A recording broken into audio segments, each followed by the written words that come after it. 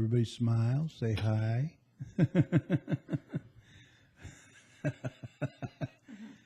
Richard. Okay, here we go.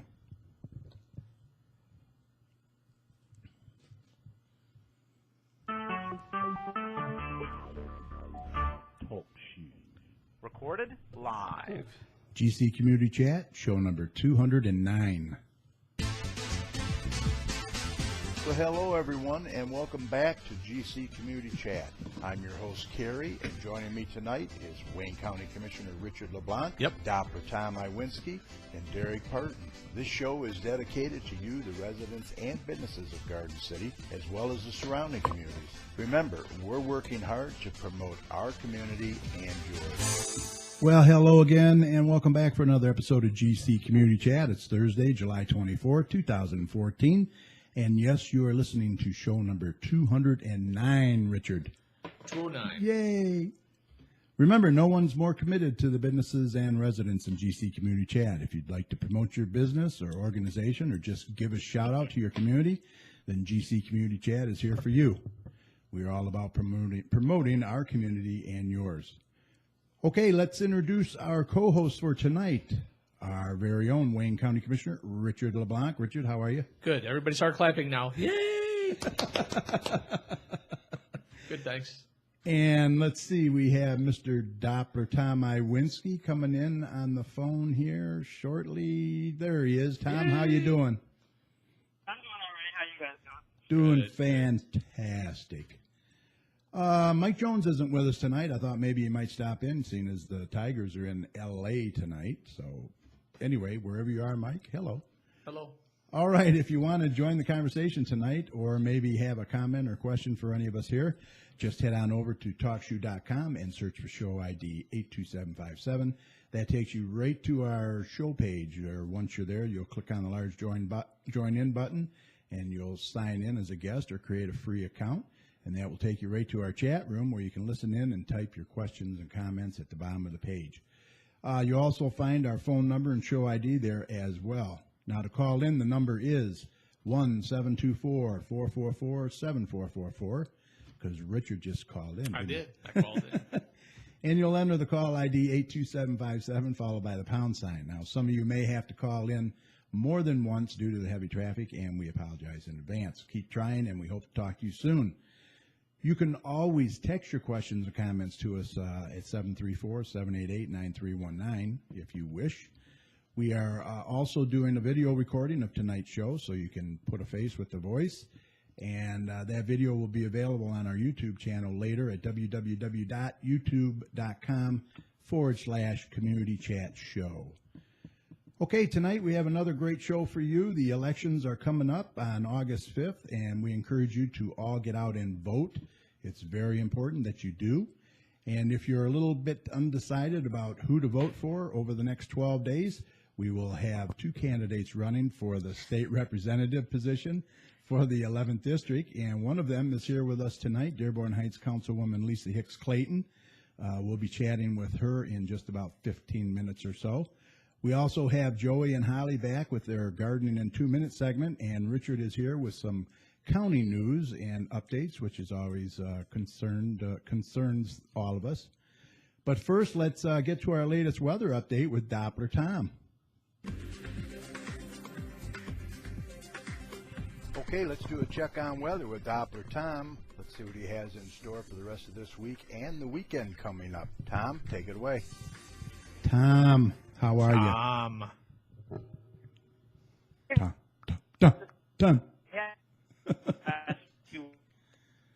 You're breaking up. Last few days, but now Get out of the cellar. Get out of the cellar. You're breaking up. I Hello? don't know why. You were breaking up and now. Breaking up, how about now? Okay. Go ahead.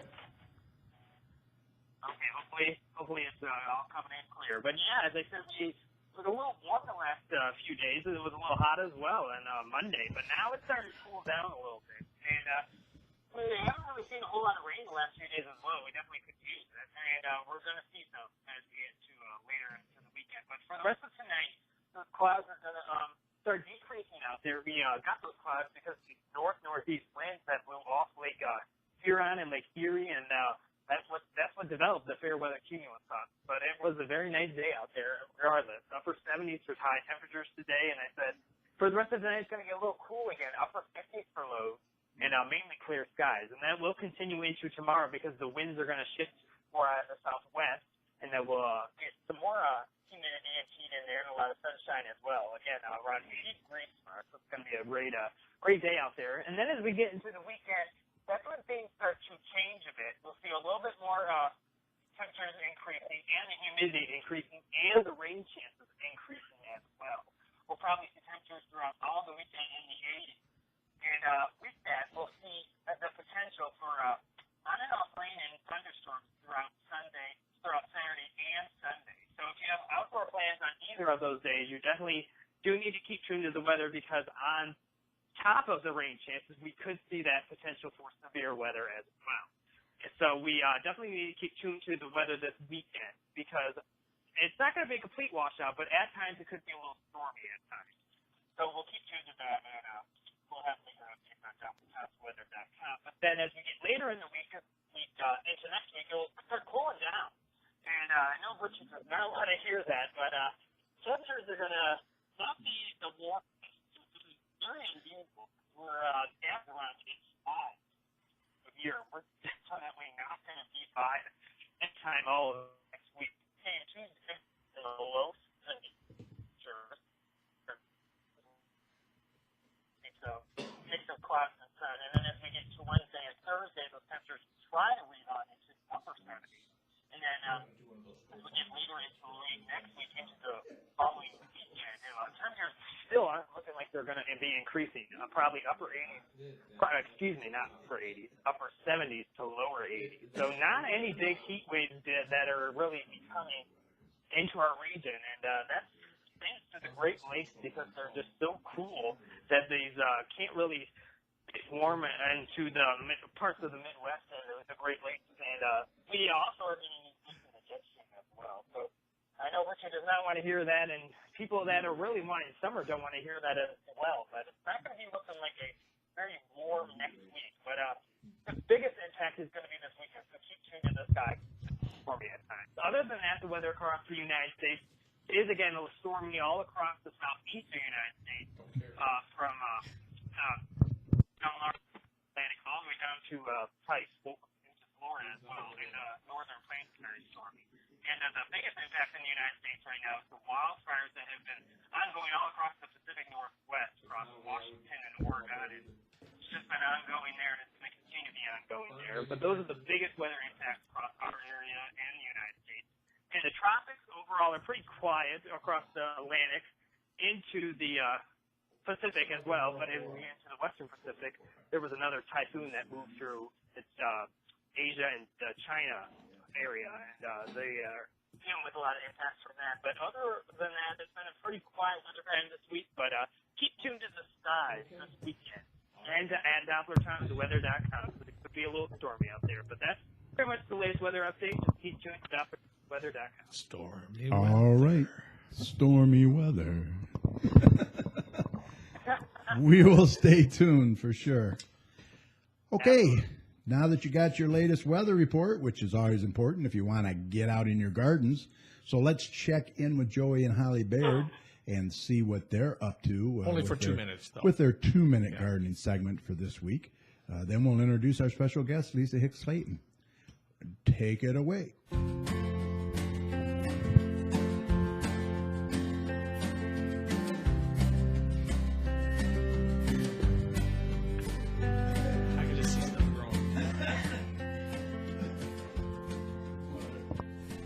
This is Gardening in 2 Minutes. People all over the world have potential problems in their backyard gardens, and they may not know the reasons. We'll cover some of those potential problems right now. One common problem a lot of people are experiencing now is early blight, and that's the yellowing of the lower leaves of your plant that will spread throughout the rest of your plants. What you want to do is you want to remove those lower yellow leaves, and don't compost them, just get rid of them, get them off your property. Then what you do is you take a handful of whole grain cornmeal and you sprinkle it around the base of your plants. Another problem gardeners may face is with carrot harvesting. The carrots seem to become very hairy on the roots. This is because too much nitrogen is in the soil. When you plan to plant your carrots, be sure you haven't heavily fertilized the area. Carrots and parsnips will also experience cracking if too much water, much like a tomato will if it rains too infrequently and causes the inner part to outgrow the skin. Now, you can't control the rain, but you can control how the soil is prepped in those particular beds. Make it more loose, add sand to allow drainage to be better. Other issues may be... You can have early tossing of corn. This is an issue due to things like lack of water, lack of nutrients, where the corn is planted, the corn becoming stressed out. So when the corn is planted incorrectly, say in a container versus it might prefer ground or a raised bed, all these issues can cause corn to toss so early. Same with the variety of corn. You may also want to check where you have planted your vegetables if you feel that they're not producing as you wish. They could have been planted near or where a pine tree or walnut tree once existed. Those two create very acidic soil, which most plants do not like. If that is the case, plant blueberry bushes or something that likes acidic soil in that area. Make sure you've planted the correct plant in the correct place, partial shade or full sun. For more information on problems in your backyard garden, our digital quarterly magazine, as well as our weekly video productions, you can find all that information at thewisconsinvegetablegardener.com. For Gardening in 2 Minutes, I'm Joey Baird. And I'm Holly Baird. All right. Thank you, Joey and Holly. We will talk to you next week. We don't like hairy carrots. No, we So don't. I appreciated hearing that. Yeah, hairy carrots are not a good thing. Right. And probably any hairy kind of vegetable, unless it's supposed to be Let hairy. it go, Carrie. All right. You know, first, before we get to Lisa, I did want to mention that something very important if you're a business owner in Garden City. We are having, in connection with Kelly at Kelly and Shelby, her husband Shelby, at Guardian Martial Arts Fitness Center, on Friday, August the 8th, from 9 a.m. to 10 p.m., or 9 a.m. to 10 a.m., I'm sorry. Boy, that'd be a long day, wouldn't it? They're having a Garden City business card swap. Come and meet one another, do some networking. Seeing as we don't have a chamber here, and we're going to get into this a little bit later, this is something that we're trying to start among the businesses. So if you're interested, please contact them. An RSVP is appreciated but not required at 734-266-0565. Now, Martial Arts, or Guardian Martial Arts, is located at 309424 Ford Road in Garden City. Bring plenty of business cards, and they're going to have free coffee, Richard. Ooh. All right. All right? We'll do our best to be there. All right, we will see you there. Okay, our guest for tonight has been on the show before, either in studio or by phone, and it's a pleasure to have her back in studio once again. Lisa Hicks-Clayton. Welcome, Lisa. Hey, good evening. It's great to join you. Thank you for having me. Everybody says that. Oh, I mean it. I'm being They quite do entertained too. this evening. Yay! They have our I great didn't know time. anything about hairy carrots until this evening. There you go, see? So now I'm thinking, Now you learned but something. now I have to get my train of thought back. Right. It's Hey, great to be here. first off, let me congratulate you on the Observer and Eccentric endorsement. Thank you. Congratulations on Thank that. you. That was really an honor and meant a lot to me. Yeah. It's wonderful. So first question. So with only 12 days left, how's the campaign going? Is it meeting your expectations? Expectations, indeed. You know, I love this. It's a lot of work. But you know what? I love every minute of it. I'm so grateful for the opportunity to even be doing this, to have the opportunity to be out every day meeting the constituents with door-to-door campaign, walking and knocking, speaking with folks, hearing what their concerns are. I'm grateful for our volunteers, the walk teams, the call teams. Again, this is such an opportunity in democracy at work. I just can't tell you how appreciative I am of this opportunity. When you talk about expectations, when I went into this, of course, we all have this expectation we want to win, obviously. Right. We want to do represent our residents, to be that voice for those who might not otherwise have a voice, to represent, to serve, which is what this is all about for me. But, when I ran and when I announced, something I didn't expect to realize is when people came to me and started sharing their thoughts and comments about something that I may have done or some service I provided that I never realized because I never looked for that. It's about quality of life, about providing a service, meeting a need, and these comments that others have made, that has been really just amazing. And my expectations, it's beyond anything I could have expected. I mean, I feel like I've already won in that respect. Cool. It's been great, and every opportunity I have to meet someone, to hear what's important to them, to do something for them is a winning moment. Yeah, it's great. Yeah, it is. It's a good feeling. Yeah, and it's. I deliver Meals on Wheels, and it's a great feeling. Absolutely, Meals on Wheels. Being Kiwanians, everything we do for our community, right. Community engagement, civic engagement, every single thing that we can do for our community, for our residents, for each other, our neighbors, our friends, for our schools, it's all win-win. It really is, including this campaign. So, what was the deciding factor that made you want to run for state rep, really? Well, interesting enough, we've talked before, and I've been doing this 26 years, and it all started, we don't have a lot of time, so I won't bore you with this. But 26 years ago, I married my Army. Richard's got the stopwatch timing me. He's timing me. Right. He's got a little sign Ready, that holds up and says, go. stop. You got 5 15 seconds. Stop. All right. Pretend I'm the clerk. The Dearborn Right. Heights. No, He's got don't a do that. sign. It's a form. You have so long. You have Oh, 2 my minutes. But you know what? I was an Army wife, and we were stationed in Fort Ord, knew nobody. I looked around, saw such a need, and decided to become part of the solution, to recognize those needs, and became involved. And I became mayor for the Army installation, and I never looked back. And I continue to serve. It's part of who I am, and I still do this here as a council member, Commission on Aging, Disabilities Commission, again, being a Kiwanian, through my church at Mary Monroe Baptist Church here in Garden City. So I want to continue to work at the district level, at the state level. I've even represented our communities since 2008 on education, because I taught for 23 years. Right. So when funding was cut to our schools severely in 2007, 2008, I rallied with parents. Yeah, you went for through it. the Save Our Schools campaign and organized that. So I've been in Lansing on those issues, including veterans issues, disabilities issues as well. So this is just a continuation. So the opportunity was there, and I want to continue to serve those communities. And I hope I will have that opportunity. Okay, great.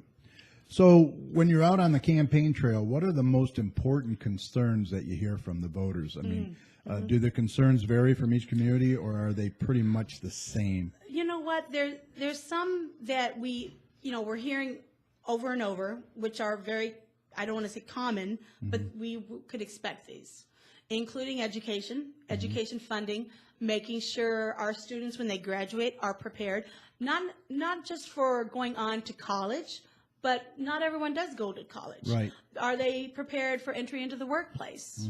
Skilled labor? Trade schools. Exactly. So addressing the student needs and what's next for them. The senior pension, the taxing a senior pension. We're looking for a lot of repeal on that one. So that that's a comes up. sore subject with me. Absolutely. The other issue that we talk about a lot is veteran services, which is near and dear to my heart.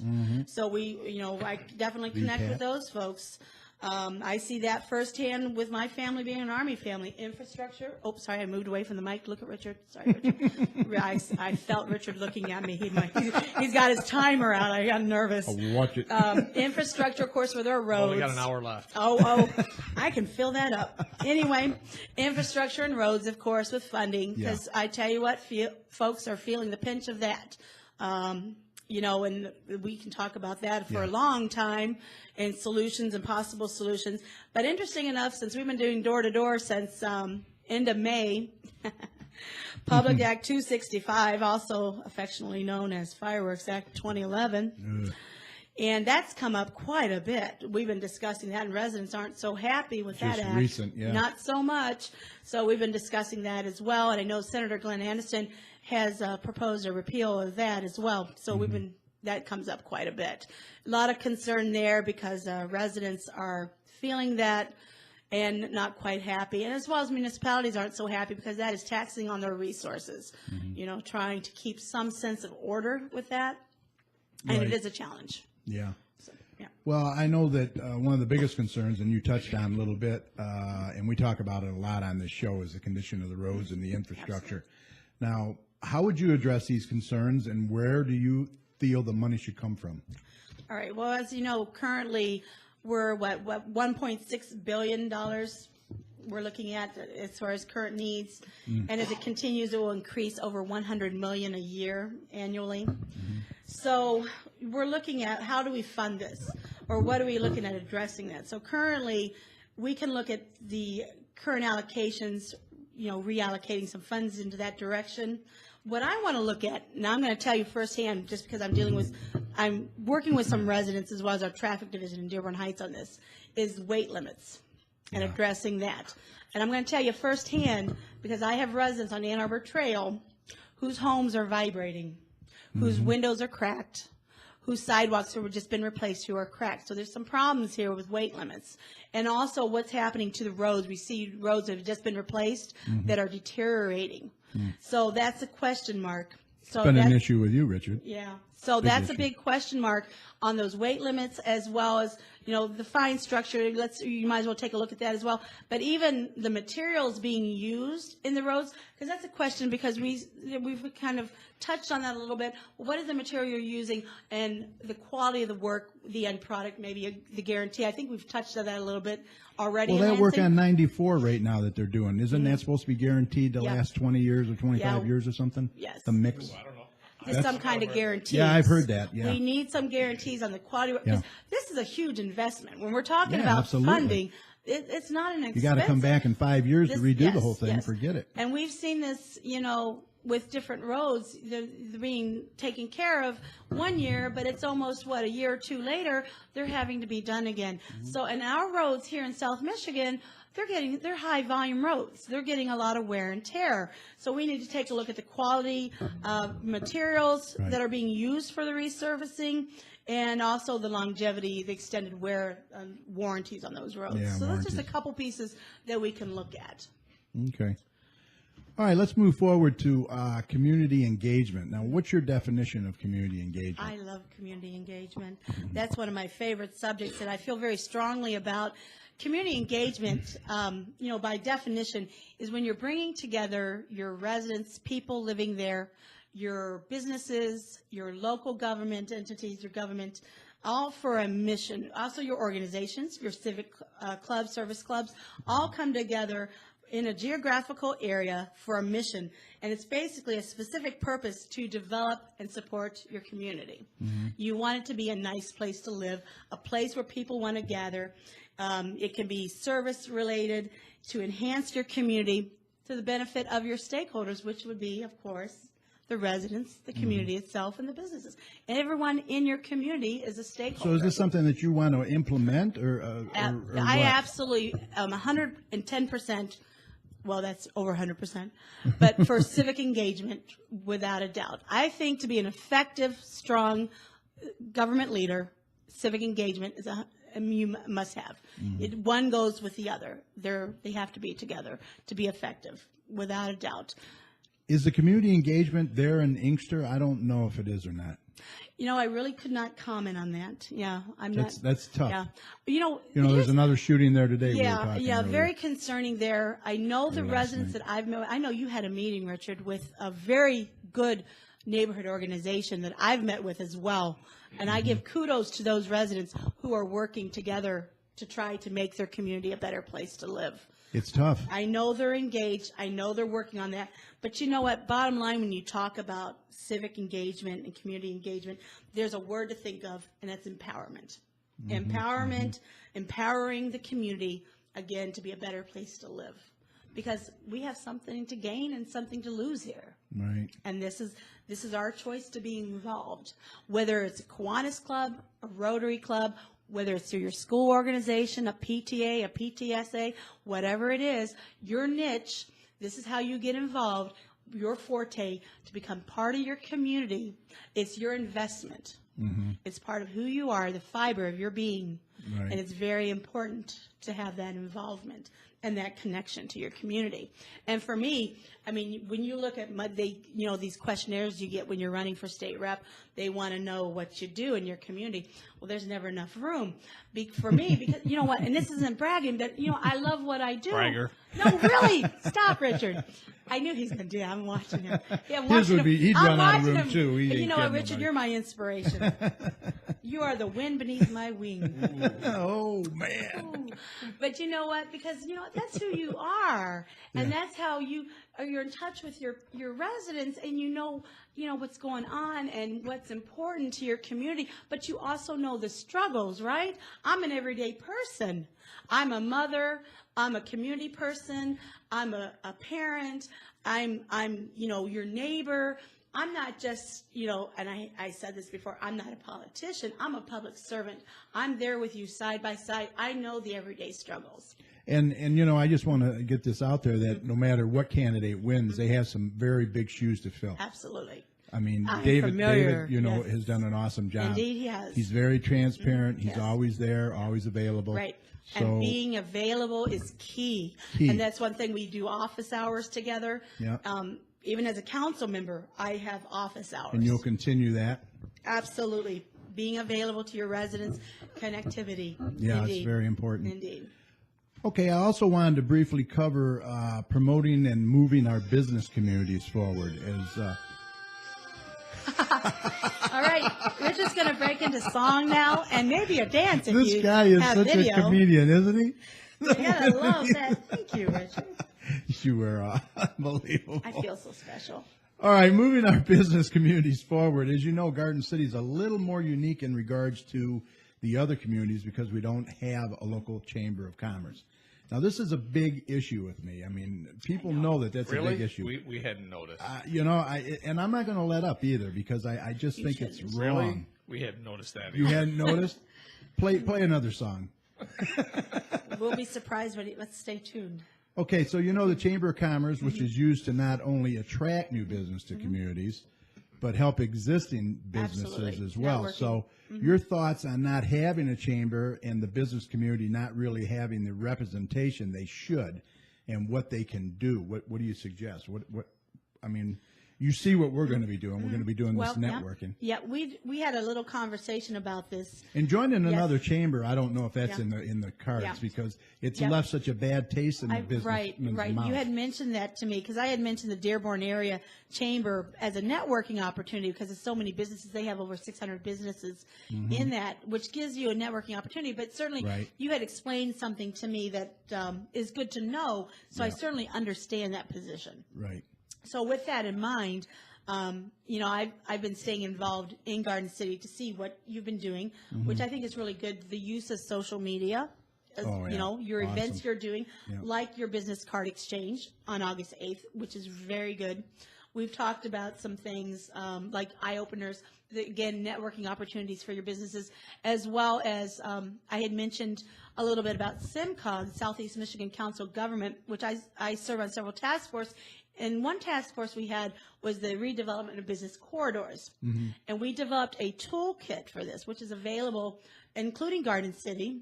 And this toolkit would help you. You have access to it, helps you with redeveloping your business corridors and even your existing businesses. How do you get access to this? It's available to as far as the website, www.simcog, that's Okay. SEMCOG.org. Okay, it's And on this, there? yeah, it is on there. And interesting enough, this toolkit was recently awarded the NARC award, NARC. No, we told on somebody. No, National Association of Regional Councils. I know when I heard that, I'm like, what? Yeah, really? No, but it's National Association of Regional Councils. So it's a national award, which is great. But, to access those kind of tools that are available to you would Right. be beneficial. But I think you have the spirit and good ideas to bring together, your community behind your businesses. Well, And, even you talk about the government, the local elected officials. I know they're on board with that, right? Where like with recognizing grand openings, things of that nature, the media. The local officials aren't as quick to do anything about this as I would hope they would You're be. very engaged. You know, I'm a little disappointed in they're not being engaged enough. Yeah. So I feel that, well, if the businesses want to promote themselves, then it's time they take things into their own hands and do something about it. Right. And this is going to be an opportunity for them to do it. Whether it's businessmen's summits or whatever we have to do, but they have to come up with something to promote themselves and the community.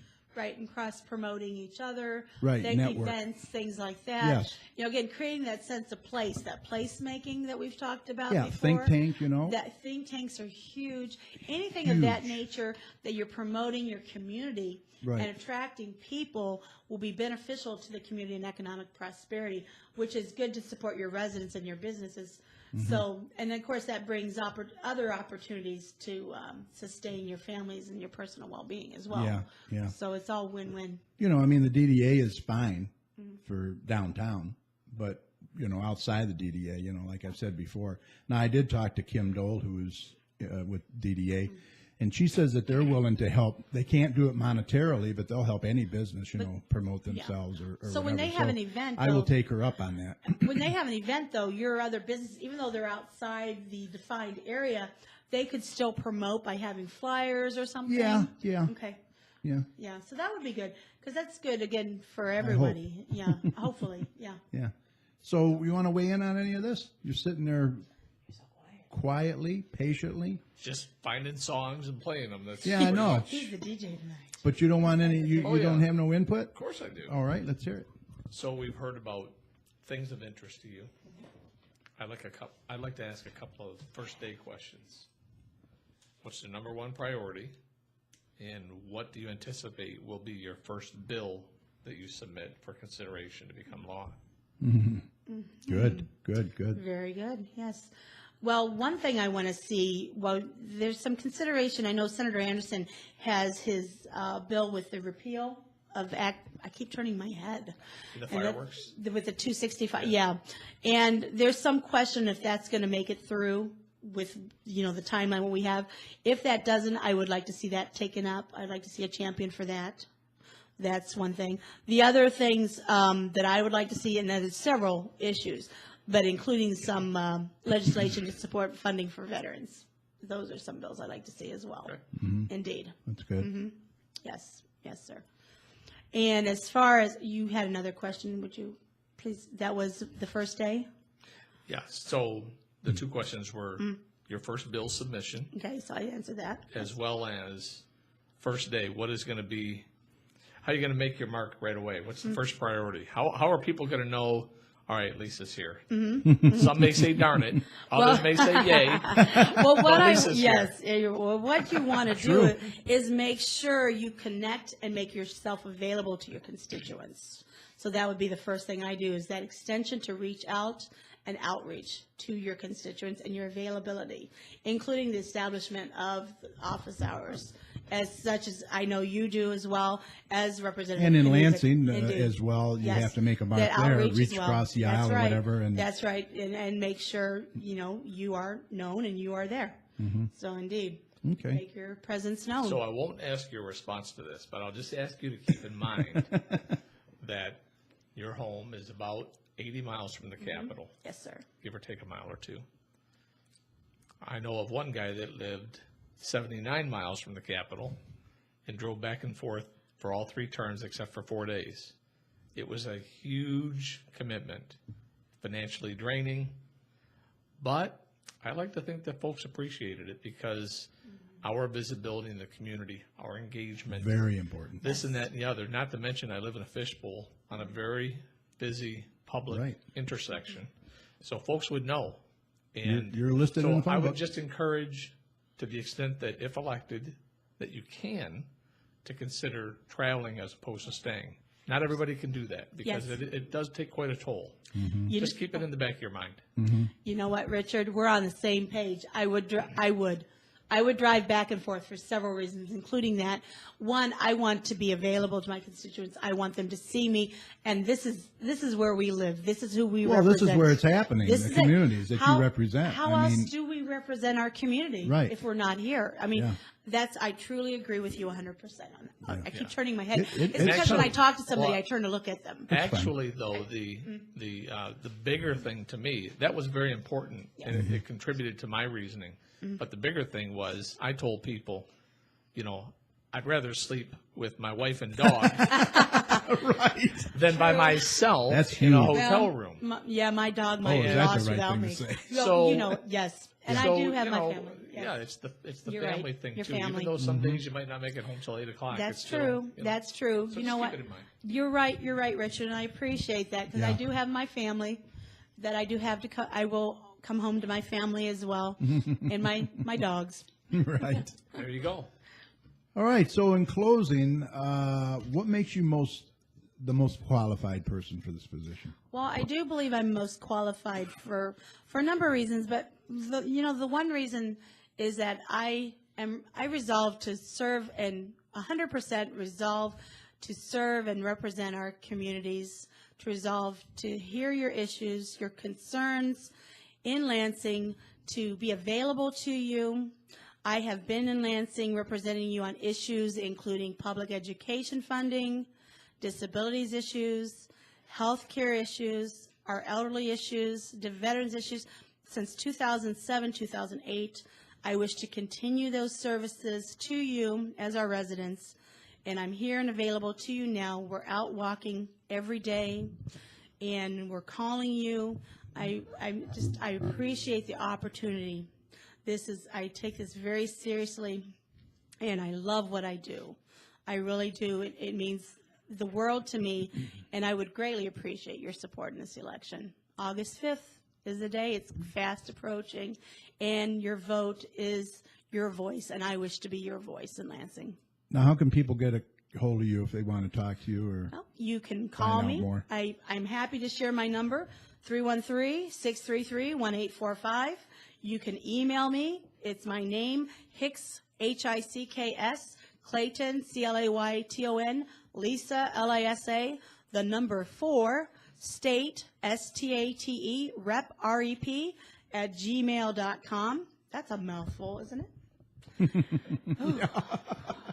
And I have to catch my breath for the next one. Oh. And then we do have a website. Well, I am on Facebook also. Yeah, a lot. You can just look. You can just go on That Facebook. is the best way. That's fun because you can check out pictures and everything else. Yeah. Just by looking up my name, Lisa Hicks-Clayton, for Michigan State Representative, and that's a great way. Like I said, you can see what's going on and follow us on the campaign trail. And I do have a website which is Hicks-Clayton for dhcity.wix.com/elect Hicks-Clayton. Did you get all that? Okay. Okay. Well, maybe. All right, but Yes. probably the best way is on Facebook. 'cause you're on Facebook is the Facebook a best. lot. And also Facebook, you'll find references to all those things I just said Yep. as well. Just search for But it. we welcome your comments, your calls. Now, phone anything calls. you wanted to cover before we end? No, but I wanted to say with the phone calls, we do have, I say we because I always feel it's a group effort, right? But I do have a 24-hour return call policy. So if you do call me, I will call you back. But if I get home at 11 o'clock at night, I will not call you at 11 o'clock at night. It will be in the morning. All right, sounds And I good. thank you. Well, thank you. Thanks for taking time out of your busy schedule to be with us, and Thank you for the having me. best of luck August 5th. Thank you.